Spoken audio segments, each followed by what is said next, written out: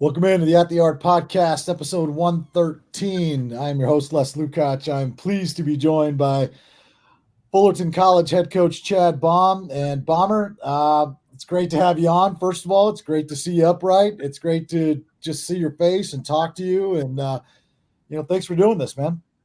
Thanks, Les. Glad to be here. And I just love you and what you're about, man. So thank you. I appreciate that. Thank you.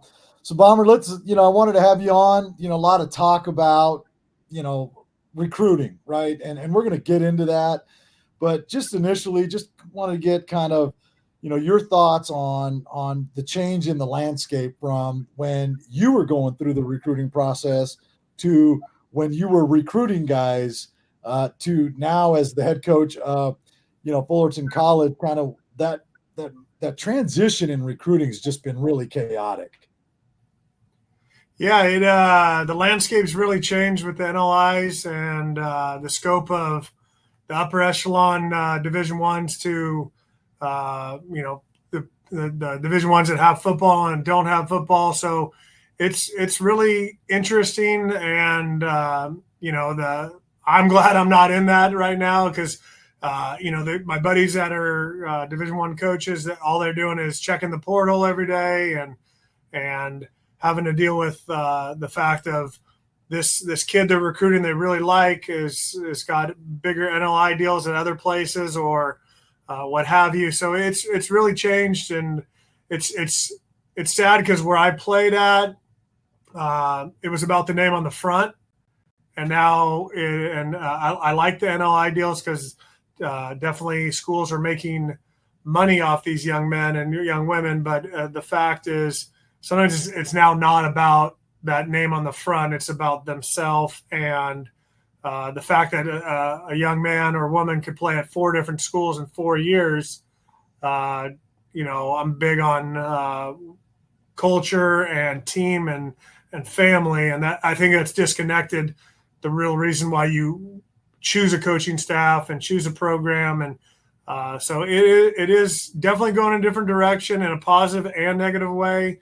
And there's a lot that's still unknown, about the roster sizes and, what they're doing with NLI money and all this. And the new rule that just came out, there's kids now that are committed as 25s that are now being released from their scholarships because they don't have enough money or scholarship room for them. So it is a very different time, and I'm glad I'm kind of here, and I'm not having to deal with that. I'm dealing with it in just different ways now. Yeah. It's funny. It's funny you say all those things because Hank LaFord, who obviously coached for you and you have a very kindred relationship with, works for us now. I asked him I think it was yesterday or the day before. I'm like, Hank, if you were being recruited right now, what are the odds that Cal State Fullerton would recruit you right now as a high school player? And his response was like, I wouldn't even get a sniff. He's like, nobody's looking for a 5'6" middle infielder. But this is a guy that went on and he's still in the record books at Cal State Fullerton, right? And it's like, there's still value in players like that, right? Is it all just about getting the name guys and thinking that that's going to really help you not only develop these guys, but win? Is it really all about winning now in college baseball, at least on the NCAA level? I'm not talking about your level. We'll get into that, but on the NCAA level, is it simply all about winning all the time? Unfortunately, obviously program development has gone a little bit by the wayside. I don't blame the coaches for doing this because now with, guys 20 years ago weren't making the same money, but now if they don't win and they're not going to playoffs and they're not producing the same attendance or GPAs of their athletes or draft prospects, they're out. So, it's you either have to do what they're doing or you'll be looking for another job, unfortunately. And, I guess that comes with the territory of now guys are making, as baseball coaches, $1 million or $1 million plus. and assistants are making before. We're making, at one point the coaches were making $18,000 a year when unrestricted, or the coaches back in the day that I played for, and now some assistants are making, close to $500,000 or more. So it really is the landscape where they have to do that to be at that school and continue to make that income. And hopefully their whole job is to get themselves, the most job security. And then those assistants are thinking the same thing: is I'm the next head coach at this place and I can do the same thing. And it is obviously very different of, building that team unity. And guys like Hank, and I love Hank. He's the all-time triples leader, and was a great player. But guys like him are being overlooked at the Division I level, and there's not a better player than Hank Lafort. And so many other guys that I coached at Cal State Fullerton probably wouldn't be recruited at that Division I level because they were undersized. And the fact of being a smaller baseball player, that gave us so much, to the team. It was so unbelievable. We had all these baseball players, and it didn't matter our size. And that's kind of what they're recruiting. They got to recruit the pro style, especially with the draft only being 20 rounds now. There's more guys that are going to college, so they're not signing, or they go, man, I can get 3 years of NLI deal and get drafted my junior year. Now I just got my signing bonus plus some in 3 years of NLI money, and now I got my signing bonus and had a great college experience at a major university. So it definitely is the route it's going. And I know that I read an article, and one of the major SEC coaches said it's not about team anymore. Unfortunately, his comment was, we got to reload every year, and that's the way it is. And it's not something that he was comfortable with, but he either has to do it or knows that he's going to be out. So, yeah. You talked about guys like Hank, right? Like the smaller players, the guys that maybe weren't heavily recruited, but I mean, that's what built Cal State Fullerton, right? I mean, that's what made that program thrive, is like that chip on the shoulder of, look, we may not be this big national brand, but we're going to come in, punch you in the mouth, and we're going to take 2 out of 3 from you on a weekend, right? I mean, at least that's what I remember Cal State Fullerton being. And just to see kind of the Big West and other conferences out west kind of, for a lack of better terms, falling by the wayside because of this new world that we live in. It's so disheartening for, an old guy like me that, remembers the Mark Kotze's at Cal State Fullerton, all these guys that came through those programs. That chip on their shoulder is what made them so good. No,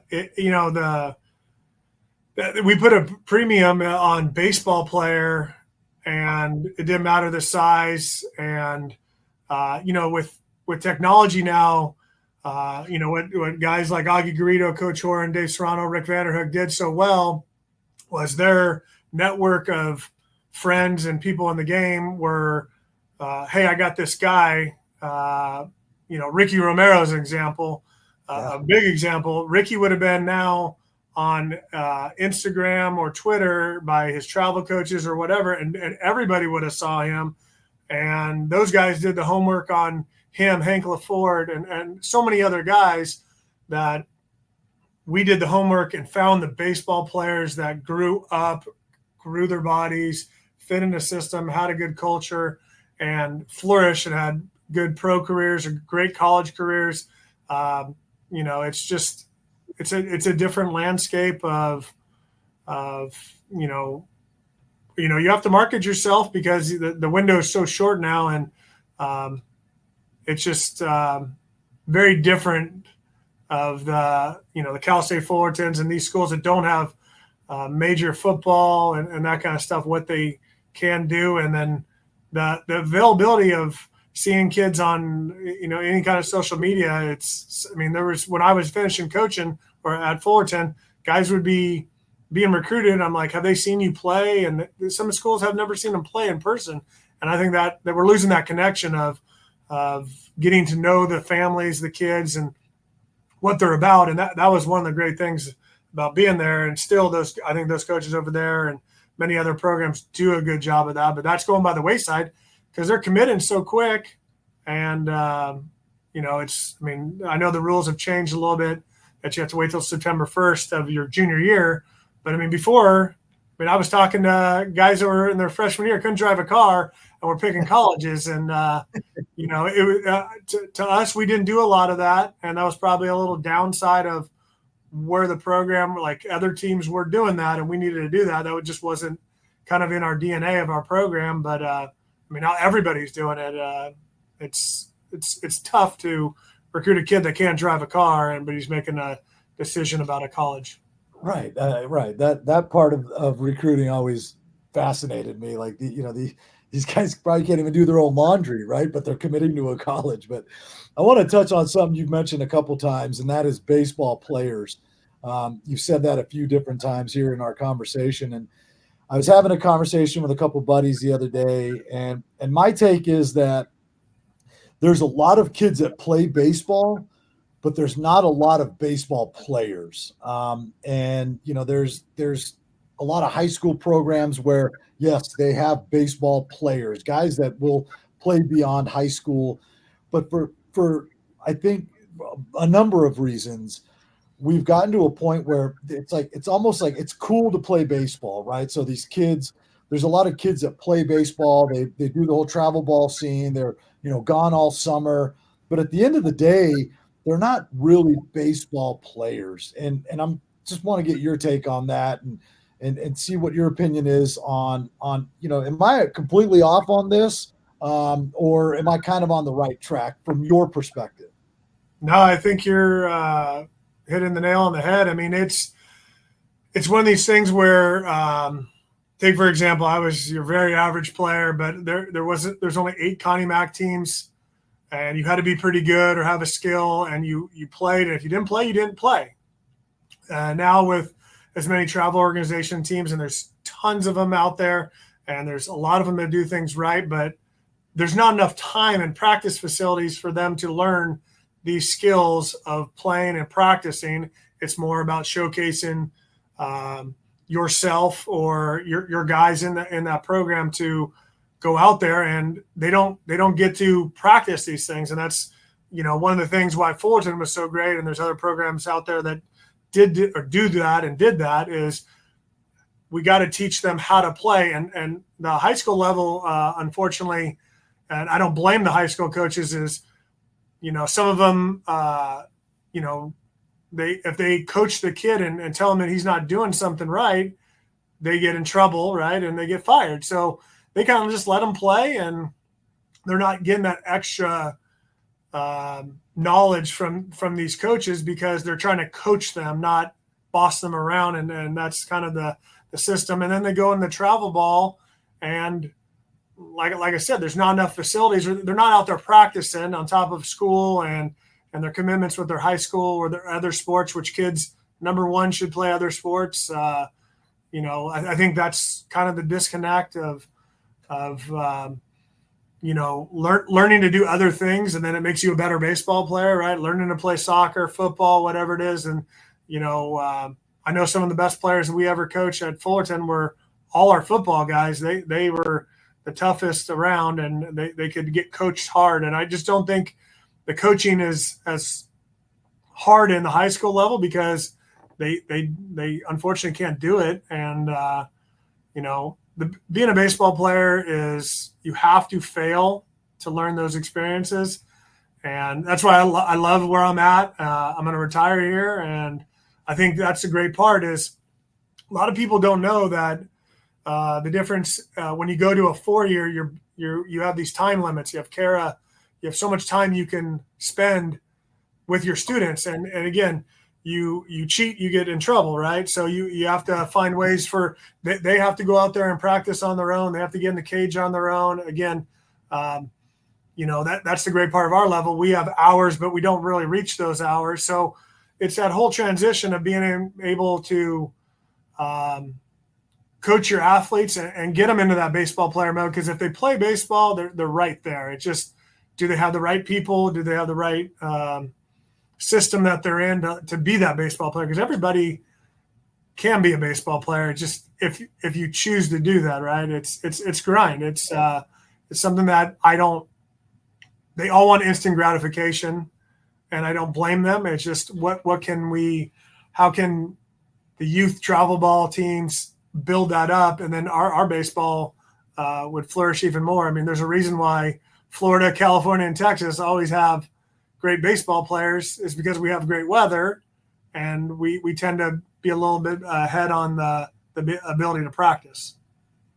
You touched on something there that I want to piggyback, and like player development, right? I mean, obviously the restrictions at the NCAA level and the Division I level are what they are. Two-part question for you: do you feel that player development at that level, as a result of everything, right? The portal, the transfer, the ability to play 6 years, all of that stuff. Do you think the player development has taken a hit at that level? And then on the flip side, for you guys, the ability to spend so much more time with your guys, I mean, the player development at your level seems to like elevate. Is that pretty accurate? Is that far off or no, it's 100%. I mean,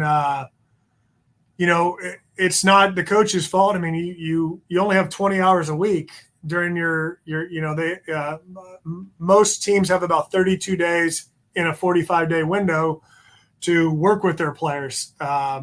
Well, if you play a 9-inning game, that's close to 3 hours. I mean, you don't probably have enough time to take a full batting practice. So you have to be creative, and everybody's compliance department allows. There's the coaches. Can they have captains practices? Can they do this? I mean, we had to be creative, and it definitely takes a hit. I mean, you want your guys to do stuff on their own, but you want them to practice with you, and the fact that you still want them to lift weights, and that's countable hours as well. So all the Division I coaches that or all four-year level coaches, I mean, it's too hard for them to try to maximize their hours and get their players better, because they got to do other things. They got to, one, be a student, all right, and that takes a lot of time. But two, they want them to get more physical and do those things. So they have to choose, taking 3 hours out of your week makes you down to 17 hours to make sure your players are getting physical and not getting injured, and getting your program better, and being able to sustain the long season. 56 games or whatever the other levels play is very difficult. Excuse me. If you're not doing those things, your team's going to fall off. So it's that transfer. And then definitely at our level, player development is the one, the forefront of our program is, that's our whole thing, is develop you the right way. And we have a lot more freedom to, we have a lot more hours that we can do this. It's a class. So that's the difference. And, it's, guys come to junior college for a few reasons, right? It used to be when I played and I went to junior college, and I would never have played at Cal State Fullerton if I did not go to junior college.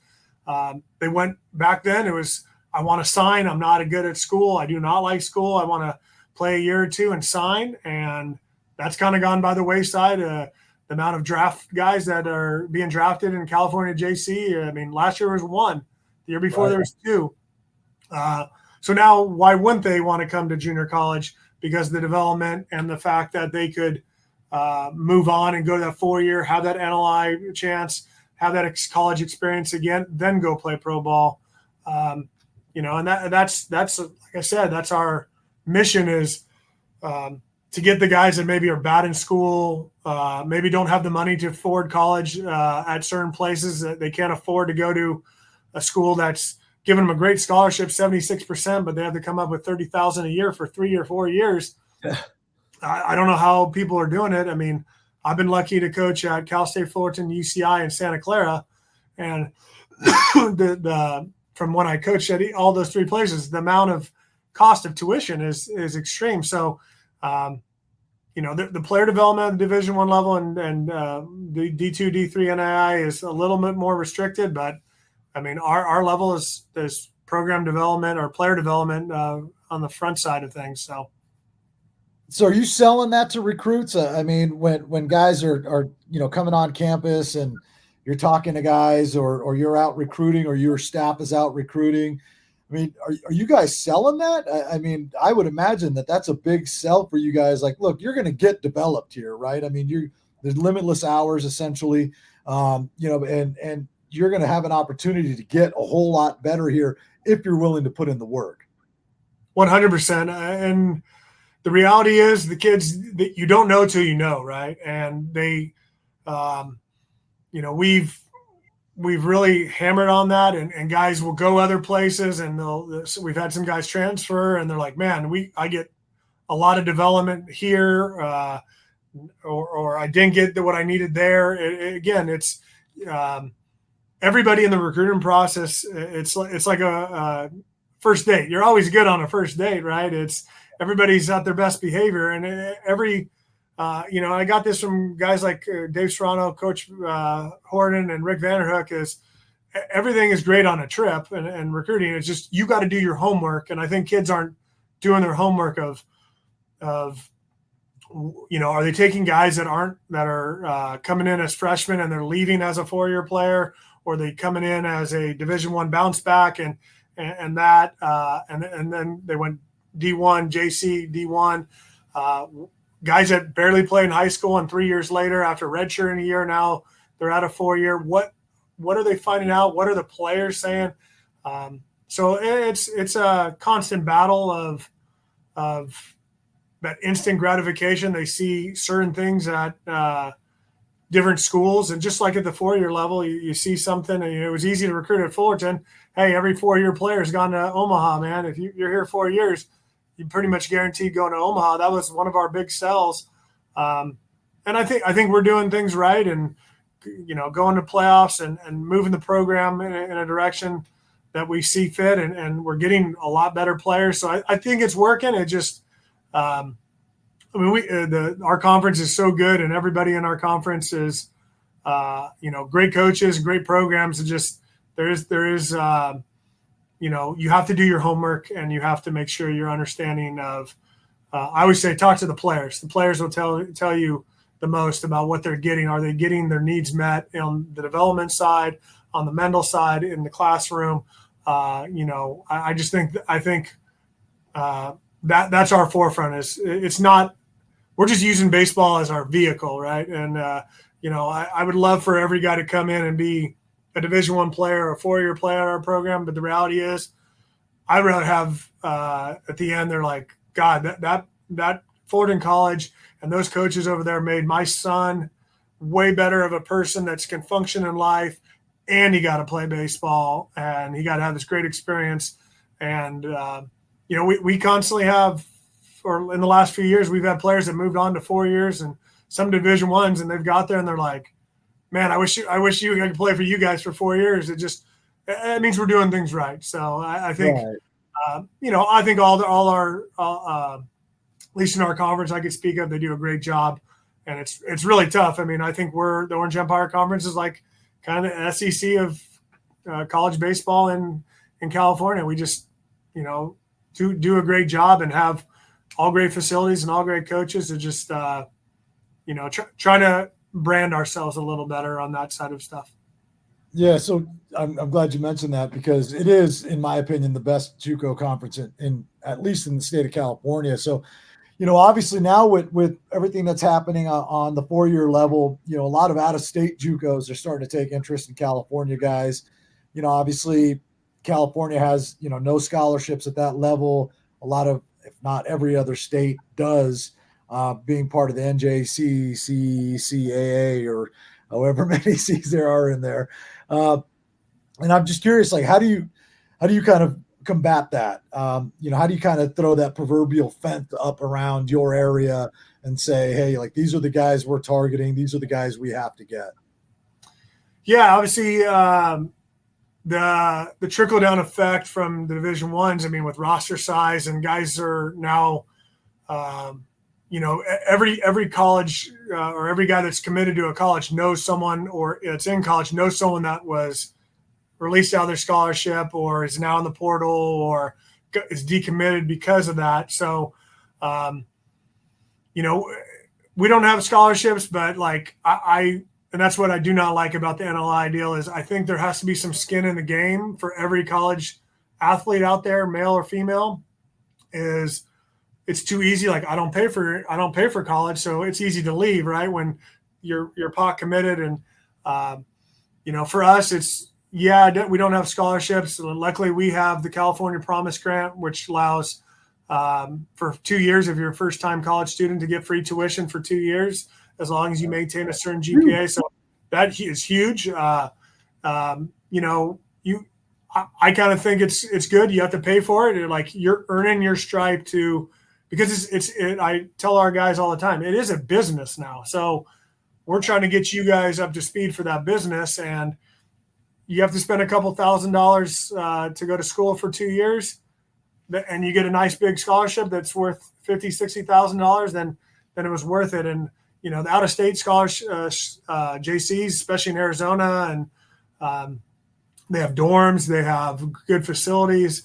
It's just some guys are like, well, I could go do that, but my parents can't see me now, right? So there's kind of that trade-off to where, it is a benefit. Like, hey, your parents are right here, and yeah, you live at home, but they'll get to see you play as many games as they can reach, and so that is a plus side. I mean, I think parents invest so much in the travel ball, and if they do not reach that 4-year level, but seeing your kid play another couple of years is great, because at some point you're not going to see them play all the time, and you can't go on every road trip unless you're financially that stable. You know what I mean? It's a big deal. We had a player last year that got an NLI package at the end from a major program, and they said, hey, we're going to throw in this X amount of money. And it was a really, really good amount of money, just so your parents can come out and see every weekend series, home or away. And it's, the game is, like I said, changing. But I don't really know it's hurting us. But those guys still are probably not ready to leave for most of them, or the guys that are going out of state are the guys that don't have the financial backing. And they know if they go to that place that they can move on, and they're already a little bit ahead of some of the guys that need that player development. So it's kind of twofold a little bit. Yeah, let's pivot a little bit. And Bomber, we've known each other a while, and a few years ago we had both of our boys on a basketball team, and out there just causing havoc. Those two kids. So for me, like, obviously our relationship is very baseball, like, see you at the field, that sort of thing. But for me, it was cool to see you as a dad, in the stands, rooting on for Bo. What's that like as a dad who is a head coach of a program? I mean, I know your son is now playing, a lot of baseball, right? And I mean, that's his jam. And so, like, as a dad, how do you kind of separate, being a coach and being a dad? If you ask my wife, I'm not doing a very good job of that. I've seen you at some games. I just, I know there's occasions where it's not a very good job either. Yeah. And, the things I get mad at him and really coach him is, be a good teammate and hustle all the time, listen to your coaches, give eye contact. But, luckily he's been around. I mean, he was 16 days old in Omaha. I mean, my wife, we had our son the Tuesday before a regional. Literally, I dropped him off at the hospital at home from the hospital. Went to practice. We played a regional and won it. We left to Louisville to play a super regional. I hadn't seen my son in 8 days, and then we win the regional and not coming home. We're going straight from Louisville to Omaha, and 16 days old. He's in Omaha. So he's been around it, and he knows that what I do, and I'm hard on him. But I try to. I'm the dad that likes to sit away from the parents and in left field because I try to do all our work and at home at my field and with him and my daughter is you need to go play. And so it obviously was harder with basketball to go sit somewhere far away, but with baseball, it's great. And I've been lucky is both my son and daughter have been on good teams with coaches that can kind of help them in the way that they know that I've already started. So there's been a lot of fights in the backyard, a lot of crying in the backyard or here in the cage, but it's the best thing. And that's the really reason why, I didn't want to leave Cal State Fullerton at all. I just turned 47 in October. And when I got here, I was 40, in my 42, 41 years old. I'd spent 15 years in Cal State Fullerton jersey, 13 as a coach and 2 as a player. Third of my life was in that uniform. That was what I thought was going to be my path. And, having kids and a family that I want to be a part of, I want to be a dad. This has been great because I get to enjoy that. Like 2 falls ago and 3 falls ago, I coached my son's 8U pony pinto team.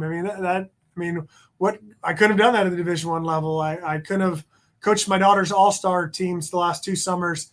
If I was a Division I coach, I'd be out recruiting. That was the reason I wanted to.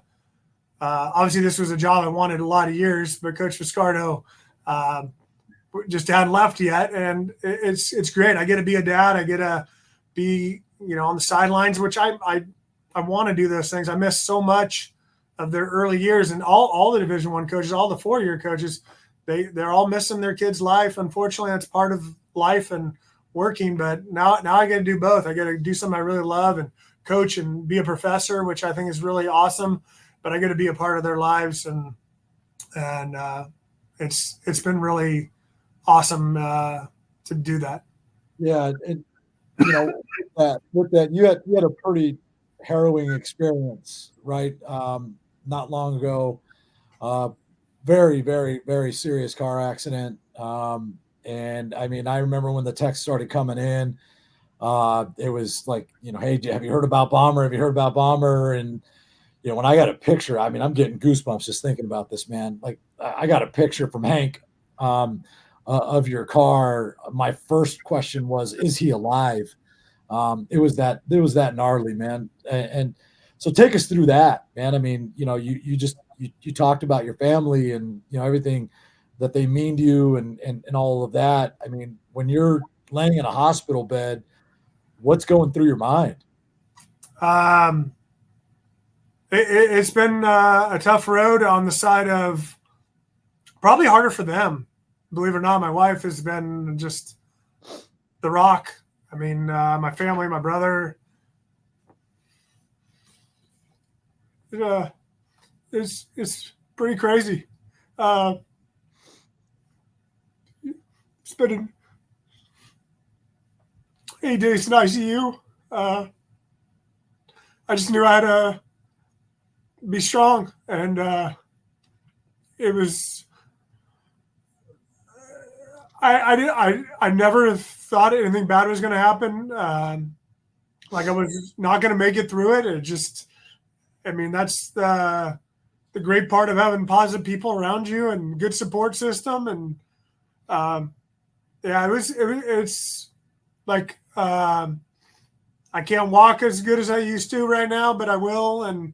But like I'm alive, and I get to see my kids and do those things. It's just the school to everybody in the community and everybody that I've been around and my whole life. They've all been unbelievable, from bringing us food to coming and sitting with me and, former teammates. 2 of my players last year came over and played with my kids, and they just wanted to see me. Like they were devastated. And it just confirms that myself and the coaches are doing things right, that we've had that outpour from our incoming players and our past players, and just the total love of the baseball community. I can't thank everybody enough for getting my family, myself through the hard times. Like I got lucky. I don't honestly, I don't know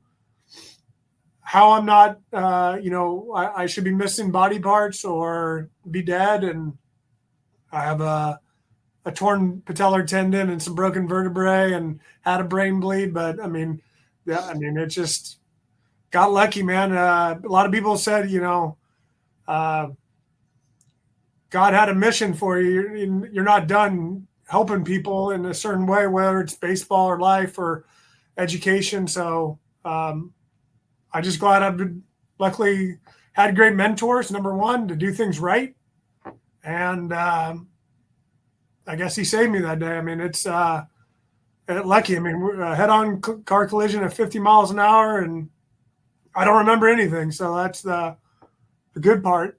But yeah, it's been it hasn't been tough of me. It's been probably tougher for everybody else, and the fact that I might not be around, and the worst part of it is Bo was supposed to be in the car with me, and he did go. So that was the part that got me, man. Gosh dang, when I heard that, yeah, good decision. I am not listening to me. When I heard that he was supposed to be in the car with you, dude, my heart dropped.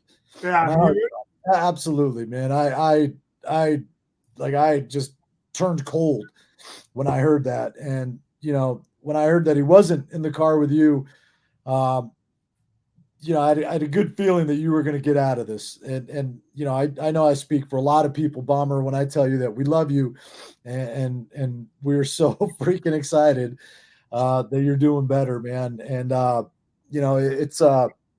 it's been a road, I know, and I know it's not done yet for you, but the amount of people that reached out to me to ask about you says all I need to know, about your impact and what people think of you.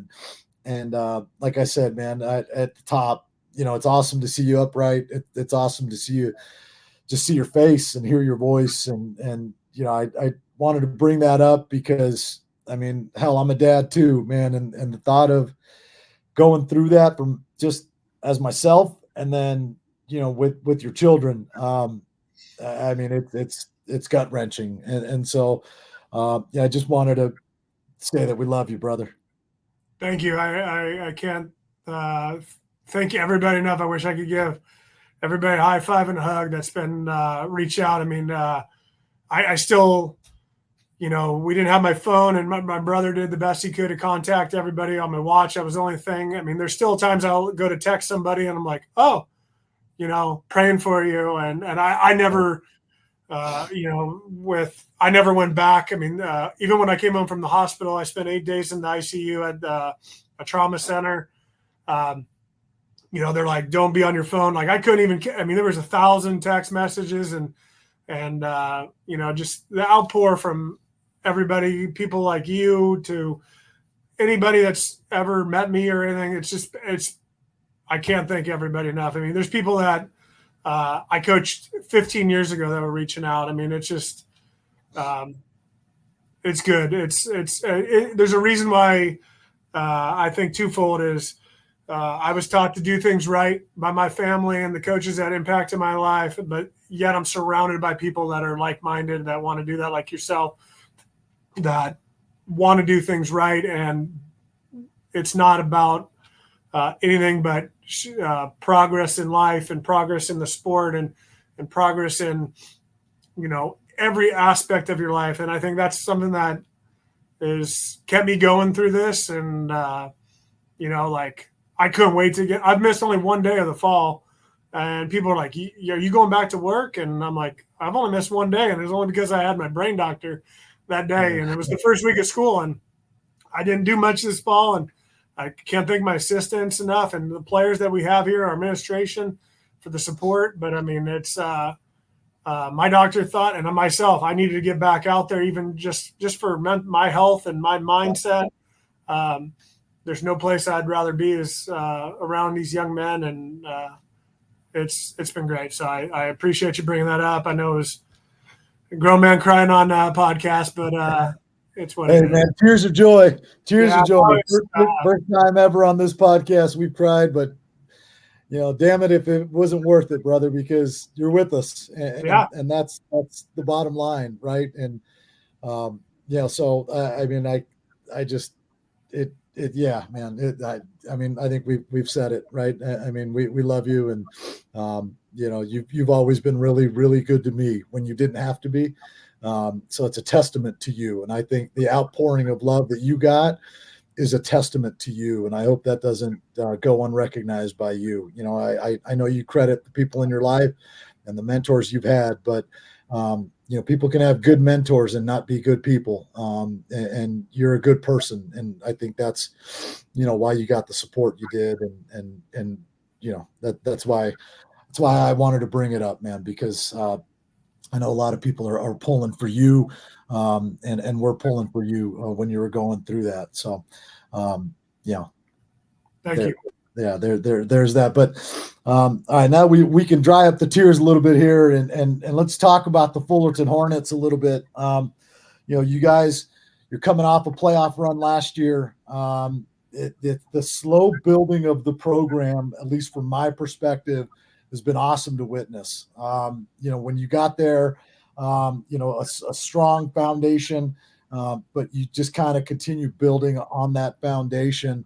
We talked the other day, as kind of in advance of this, and you said you were having your fall exit meetings, and seeing everything that we're seeing online with kids, announcing their portal move or what have you. I saw a post this morning, as a matter of fact, of a coach back east saying that they're getting harder and harder and harder to do those fall exit meetings. I wanted to get your perspective on that and what those are like for you and for your staff. The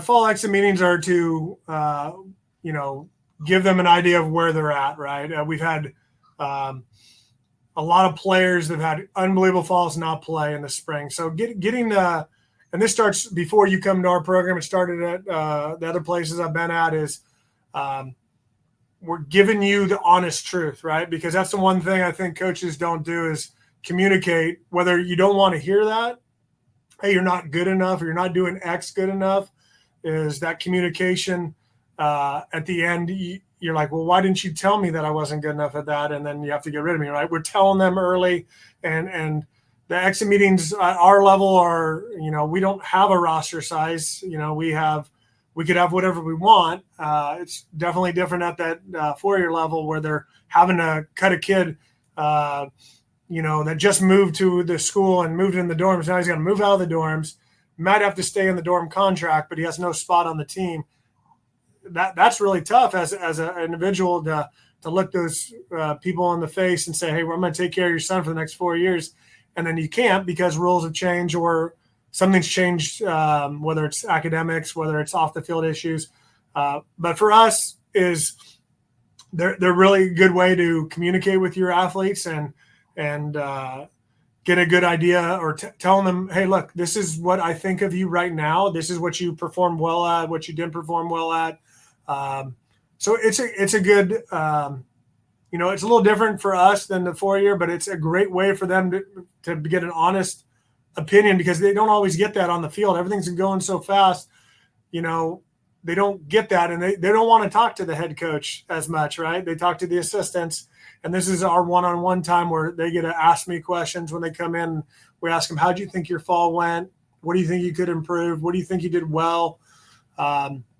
We give them our honest opinion. And again, we don't have metrics. We don't have the stuff Division I programs have, or other 4-year programs might have TrackMan, might have 10 managers that keep track of all their stats. I mean, we're doing the best we can and give them this honest information. I mean, we're very old school. We chart every out a pitcher gets and every hit they get on a piece of paper, on a spray chart, and do the same for the pitchers. And we try to get them, like I said, is the development. Like, well, you said you're this, but this is what you're showing, right? You said you throw strikes, but you led the fall and walks of all the pitchers. So a good way to communicate of what we expect when you come back, what we expect you to grow and develop, because we've had players that have had great falls, and I had them at the 4-year level, and they didn't play in the spring, and they were the best player on the team in the fall. But in the spring, they keep stats and they paint white lines on the field, and they have umpires. So it's a big deal is getting them so they understand what we want, and when they fall short, there's a way to work, right, and not quit, or they had a great fall, and now they think it's vacation time. Okay, let's keep that great fall that you just did. You just worked your butt off. You put on 20 pounds. You kept yourself really healthy. Let's not go on vacation mode because we're out of school. Let's continue to work and continue to that development into January and into the season. And for the junior colleges in California, I mean, we come back on the 2nd and we open the 24th. I mean, that's not a lot of days to make sure your guys are being healthy, doing the right things off the field. And we don't, we're not allowed to practice with them, when it's not class time. So it's very difficult, and it's a great way to be upfront with them and give them the guidelines that what we think of them and what they need to do to get better or to continue to have the success they're having. So in terms of, like, you touched on D1 bounce backs there a little bit. I'm curious, like, what's your guys' approach to that? Obviously a lot of those D1s now are having their exit meetings, and we're seeing an influx of guys into the portal. I mean, how much are you guys monitoring the portal?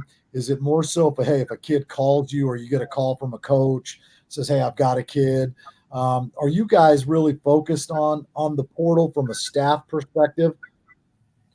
I would say a little bit. It's hard because you have to have a password to get in the portal, right? So luckily, there's a lot of guys that take care of me. And hey, did you see this guy got in the portal? I got a text from a coach that he said, "Hey, there's these 3 guys in the area, and I knew about 2 of them already." And the reality is this: that's a one conversation in the recruiting process. So coming in, I am very honest. Like, we get bounce backs. We've done this, and our conference is so strong, they all get bounce backs.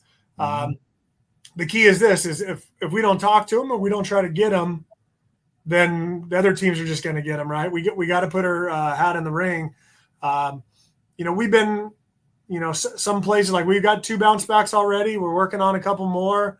The reality is they need a place. So they're either going to go play against us or play with us. And again, I always tell the parents and the kids coming in is, if you do your job, they're not leaving because they had a really good fall or there's some deficiency in them. And that's okay. Maybe they didn't get the development that they needed.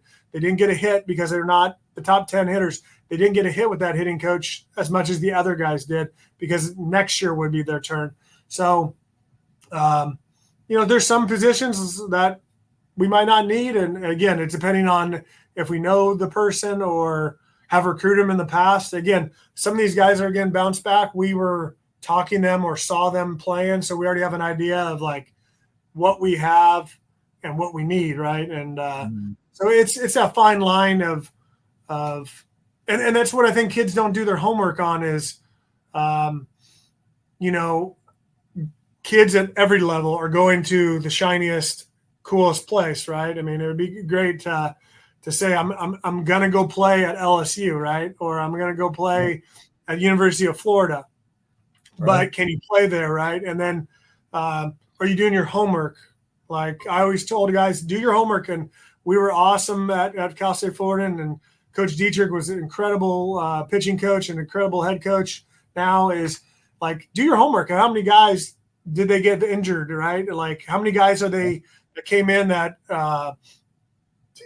progressed through the program and you might have played against them or knew them in high school, and they're a lot different now. And that's the homework that they need to do. Where's there a need, right? Some of these kids are going to some schools, whether it's our level or the 4-year level, and they don't play. It's like, go somewhere where you're going to play and get better and develop. And the only way to get better is to play. And that's the whole thing of the recruiting is, kids want to play as a freshman because they played 4 years at their high school, and it's not the same way. It's not even the same way here at the junior college level. And they hit fourth. That was the biggest thing that as a young assistant, I started coaching when I was 21. We have guys that hit third or fourth or lead off and were the best pitcher on their high school team, and they'd be a bullpen guy or not start as a freshman. And these guys are crying to me. And I'm like, you'll get your time. Just got to grind. You see so-and-so, you see this guy named Shane Costa. He got better. You know what I mean? Like Kurt Suzuki, these guys, I mean, that waited their turn, right? Kurt Suzuki is one of the greatest players I've ever coached and one of the greatest human beings I've ever coached. But like, he didn't play much as a freshman. He played very limited, and he made it his mission to be, 13-year big league career. And, just like things like that. It's like they all want to play. And then, that's how it is at our level too, is, the ability to develop and find the right fit, right? Find a place that has a need. Okay. They lost all their pitchers last year. Like we had to start, we moved on 15 guys to 4-year universities last year. So we lost a lot. So we had a lot coming in. I mean, 5 Division I guys, and 9 D2, D3 NAI players. I mean, so it was a tall recruiting order, and this is a young team. This is like our team's the most athletic, but the youngest we've ever had. So like a player coming in, they should do their homework and find and trust that we tell them that, but go, look, oh shoot, you lost all your starters, and guys are going to places that might be already having 6-7 pitchers return and 3 or 4 starters. Yes, I trust my ability, but like, what if you get injured? What if those players know the system better, right? And it's like going to a new job. You're not going to be great at your new job right away. You got to figure out how it works, and there's not time for that, especially with having 22 days to get going. So it's do your homework. I suggest everybody does their homework, whether you're a parent of a kid that's being recruited at the 4A level or JC level, is do your homework. Get on there and research. See how many guys they have committed. My son's not going to go, or daughter's going to go to a place that has 85 kids committed. I mean, they're going to go somewhere that they can play and participate. They got the whole time. They got a chance to play. Yeah. You touched on it a little earlier. Like the shiny, the big box, right? Everybody wants to be part of the shiny toy. And you mentioned earlier about travel baseball and the kind of the amount of money parents are spending. I've got an opinion on this. I want to hear your opinion on.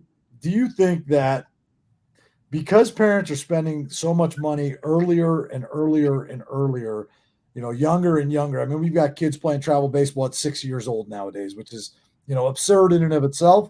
But parents are spending so much money from 6 to 18 for their son to play, travel baseball year round. That kind of develops an expectation, right? Like, hey, I'm this invested. This is how invested we are in our son. He'd better go play Division I baseball. And, maybe little Ricky gets an offer to play Division I baseball, but anyone outside of that family could probably tell, dude, you're not going to play there. Like you're going to go there and you're going to be home by Christmas.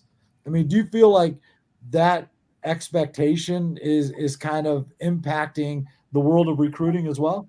Oh, 100%. I mean, me and you are dads. So, I mean, we want the best for our kids, and same with these parents. It's like, number one, I think the biggest downfall of sports today is kids are specified in a sport. Oh, you're a baseball player now. Like, I want my kids to play as many sports as they can. And then when that sport passes them up, they'll gravitate to that maybe one sport. I mean, the 3-sport athletes in high school are very few and far between. There is something so great about playing soccer or basketball or baseball or football, whether it's flag or tackle, that gives a good range of your athleticism, and then gives the kid a break where they're hungry to work. And when you play that one sport where you play travel ball only, right, all year, and it's just like, where's the development? Like the problem is as a parent, you're like, I just spent $50,000 from 8 years old until 18, and that 10 years getting you to play and get this scholarship. Mm-hmm. Well, was that worth it, right? Or does it take some time to be like, we need to take time off to go get in the weight room, to maybe be on a meal prep, maybe take care of some body functioning things? Because that's the one thing that I think is so great about playing other sports. Your body moves differently for baseball, and you can tell all the guys. I do it every fall. I'd be like, do you play any other sport? They're like, just play baseball. Well, you can tell. Right. You can't move certain ways, and that limits you at our level, at the 4-year level and the 2-year level is when you come up, because, there's a ton of travel ball places that have facilities, but there's not enough parent time to bring them there. I mean, softball does it a little bit better in that sense, because, some of them, there's not enough time, right? Like you don't play, a 2-hour game, right? So they train a little differently, and they can throw a lot more than we can as baseball players. So it is different. I would love to see more people play more sports and more people take time off, whether it be a month, 2, to train, right? I'm just going to hit in the backyard. I'm just going to go, work with my instructors and not play some games to see those gains. And they're probably going to spend the same amount of money, but you probably see more in return on their investment. And the fact that, the draft's only 20 rounds. So there's guys that are not signing anymore, and now they're going to college, and there's more reasons. So it's even harder now. So, I have buddies that kids that they're gone all the time traveling around. And I'm like, okay, number one, how many times is he in the weight room? Well, we haven't had much time because we're in Georgia, we're in Arizona. It's like, well, then you need to set this up. So maybe you can do all those things, but there's got to be time for training of the body, the mind. The mental game is that's the probably biggest thing that I could see is like no one ever talks about the mental game. Like, like every fall we read Heads Up Baseball here with everybody and go over it in our mental training sessions. And we did that at Cal State Fullerton. We did that at Santa Clara. We did that at UCI. I mean, every 4-year place has a mental train. So it's a great way to get your kids better by maybe not playing. So when they do play, they perform better. They understand. And then I think the kids feel that pressure. Like mom and dad are spending this money and driving me here, and they have to perform, and they end up failing. And that's why guys quit and guys fizzle out, is because I always say this to especially my kids: failure is feedback, right? So why did it happen, right? It gives us chance to improve on it, right? And we don't see that. Well, I can't believe the funny Instagrams of the dad getting in the car with the kid and saying, "Can't believe you were over 3 today."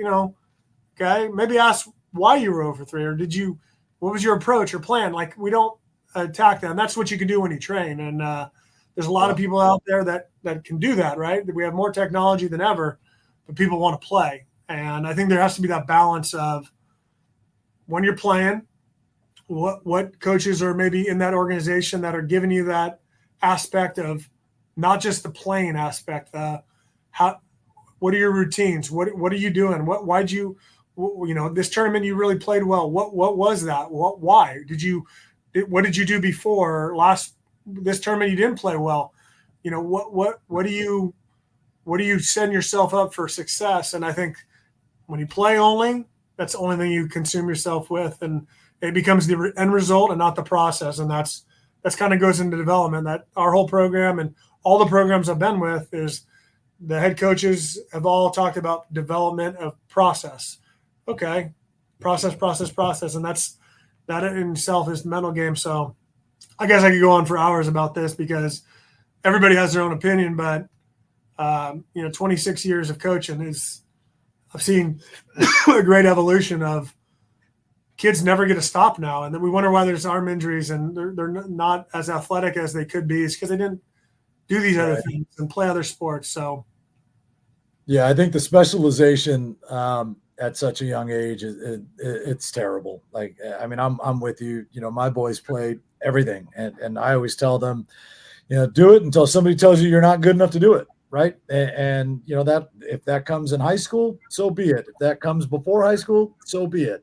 You know, and I'm their harshest critic. I mean, I'm sure you're pretty similar in that regard, but you know, but it's criticism that elicits that feedback, right? Like you were talking about, like failure is feedback, and I love that line because look, you're going to fail, right? You're going to fail whether it's sports or in life. At some point, you're going to fall on your face and fail.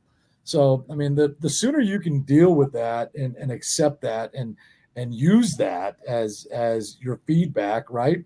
I think it's just the better the player is going to be, right? And kind of the long term.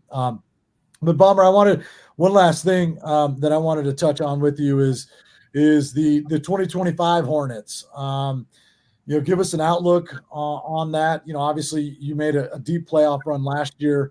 You lost to the 15 guys you mentioned to a 4-year level, which is I think is incredible. You know, not a lot of junior colleges can hang their hat on that kind of number. So you're replacing a lot. You talked about you guys being the most athletic team you've had. You're really young, which sometimes can be a good thing. You know, and I'm just curious. Give us an outlook on the 2025 Hornets. You know, without maybe giving us an expectation. You know, what's got you excited about this club heading into January? You know, what's got me excited is we have a lot of young, hungry guys that want to play, and you know, we replaced 4 of our infielders, all our outfield except one. Our one lone returning guy, he broke his collarbone in game 19, so he didn't play the toughest 21 games at the end in conference. You know, what's exciting is a lot of guys that maybe redshirted or we brought in are having an opportunity right away to play, and that's something we sold is you have an opportunity to play. I really like some of the guys that in the middle. We brought in 2 fabulous shortstops that can both play defense and both have a little knack for hitting. We have a very young pitching staff. We lost all our relievers that threw the innings pretty much, and all 4 of our starters. So a lot of young guys coming back. We returned 2 guys that pitched last year. That's it. So great opportunity. A lot of pitchability. I think with today's, everybody wants to throw hard and not pitch, and that's something we stressed. We've been top in ERA last year, led the conference in 21 games in ERA, up there in least amount of walks. Did that the season before. I mean, just a lot of upside of the pitchability on the mound, and the offense shaking up a little better as fall ended, which was a great sign. We're just very young, like I said. So I'm looking for big years of Dylan Anderson, who's already committed to Grand Canyon. He's a 6'5" left-handed hitter. He'll definitely be a force in the middle of our lineup. And, just looking forward to some of the young guys playing that finished from the time they came in August 26th to now. I think today's the December 6th. I mean, they've grown so much. So, obviously our conference is super difficult, and we've been lucky the last 2 years to there's 8 teams. We've got 7 teams in there. So, just trying to find a way to get these young guys that are super athletic, get their feet wet and get in that mode of conference. And our conference is a grind. I mean, every week is just, anything can happen in this conference. I mean, you're just crazy how good it is. I'm just excited about where they can take us. And the last 2 weeks of our fall segment was really a lot more promising than the beginning, just because we were making some of those mistakes, and some of the guys weren't asked to be out there. Like they were breaking down in just the amount of practice time. So now that we get in this next stage, we could hammer on those things, but that we were deficient in or did really well. But really looking forward to seeing some of the young guys play. So.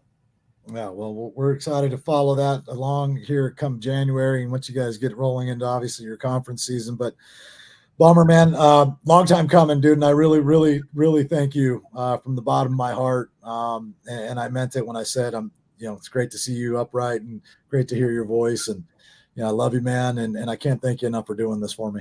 Appreciate it. Love you too, man. It's I love what you do. I've always appreciated your perspective and your hard work for these young kids out there. And you've been a grinder. I mean, you started at ground zero, man. And the fact that, you're a big figurehead in the community or in the country about, PBR and just in general baseball, especially on the West, dude, I appreciate it. Thank you for having me. Thanks, Bomber. Appreciate it, bud.